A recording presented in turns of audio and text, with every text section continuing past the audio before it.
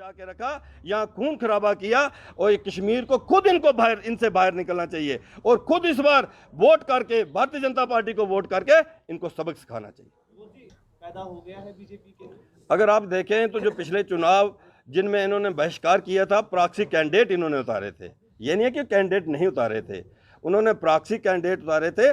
चुनाव लड़ने का मतलब ही यही होता है कि सब पार्टियां चुनाव लड़ें और एक ताकत के साथ हर पार्टी चुनाव लड़े। लेकिन मैं ये कहना चाहूँगा कि उमर अब्दुल्ला की ये स्टेटमेंट लानत है हम लोगों के ऊपर कि 370 और 35 से हट चुका है और हम चुनावों में जाएंगे, हम चुनावों की राजनीति करेंगे।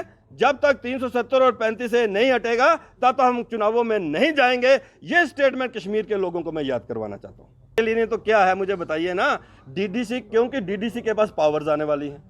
डीडीसी माननीय प्रधानमंत्री जी का जो एक मिशन है कि नीचे तक डेमोक्रेसी जाए और आम आदमी को इंसाफ मिले, उसके लिए डीडीसी के चुनाव हो रहे हैं। और डीडीसी का जो चेयरमैन होगा, चेयरपर्सन होगा, सारी पावर्स उसके पास चली जाएंगी। वो पावर नहीं तो और क्या है, पावर हंगरी हैं ये लोग। जो आदमी ये कहता है कि लानत है कि हम चुनावों में जाएं, लानत है कि हम पावर के लिए लड़ें, मैं पूछना चाहता हूं उमर अब्दुल्ला से कि आज वो बताए कि वो किसके लिए लड़ रहा है। अगर वो पावर के लिए लड़ रहा है तो बताए कि वो किस बात के लिए लड़ रहा है। इस चुनावों के लड़ने से क्या 370 और 35 से वापस आने वाला है क्या भाइयों? नहीं आने वाला है। 370 और 35 से एक ख्वाब है अब इन लोगों के लिए, क्योंकि उसके हटने के बाद ये चुनाव हो रहे हैं। 370 और 35 से हटने के बाद ही डेमोक्रेसी सही मायने में यहाँ नजर आ रही है। 370 और 35 से हटने के बाद ही आम लोगों के साथ इंसाफ हो रहा है। और उनका दर्द यही है कि 370 और 35 से के रहते उन्होंने रोशनी की, रोशनी में ज़मीनें ली। 370 और 35 के एक रहते ही उन्होंने यहाँ कश्मीर को लूटा। और आज उनको लगता है कि नहीं, आज हम आराम से पावर में नहीं आ सकते, आज हमें वोट लेकर पावर में आना पड़ेगा। और इसलिए मैं ये कहना चाहूँगा कश्मीर की जनता से और उमर अब्दुल्ला, महबूबा मुफ्ती और फारूक अब्दुल्ला जी से भी कि उनको भी सोचना होगा।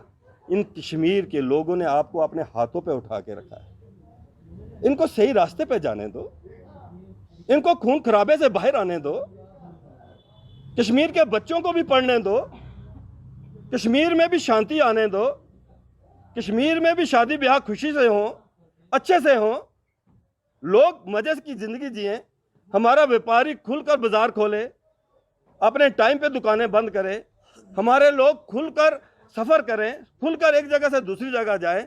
और अब जब जाने लगे और आप लोगों ने कहा कि हम तिरंगा नहीं उठाएंगे, आप लोगों ने कहा कि कश्मीर के युवा दोबारा से बंदूक उठाएंगे और आप लोग आज चुनाव के लिए उतरने वाले हैं। इसलिए मैं आपको भी सुझाव देना चाहूँगा और आपसे भी कहना चाहूँगा कि इस कश्मीर को बख्शो, इस कश्मीर को अपनी पावर के लिए बख्शो और इस कश्मीर को शांति के रास्ते पे जाने दो। उसका दूसरा विकल्प का जवाब तो वो देंगे ना जिन्होंने कहा कि हम चुनाव नहीं लड़ेंगे, जिन्होंने हम लानत है हम पे कि अगर हम पावर के लिए लड़े। विकल्प तो वो बताए ना, हम उनका विकल्प हम नहीं बता सकते।